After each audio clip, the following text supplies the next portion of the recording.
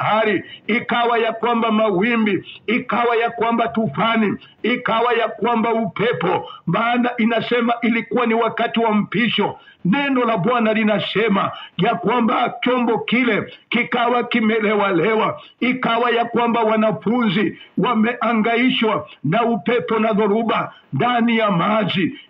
Mpendwa, usiku wa leo ninaongea juu ya usiku. Hawa watu walikuwa wamesafiri, na walipokuwa wamesafiri wakiwa katika usiku ndani ya safari yao, naona ya kwamba shida zikawapata, na wakati ambapo shida zilikuwa zimewapata, wakawa ya kwamba wameumia katika bahari, maana hawangeweza kushuka, lakini kile chombo chao kimesungushwa na upepo na tufani na dhoruba. Neno la Bwana linasema Yesu akawafikia usiku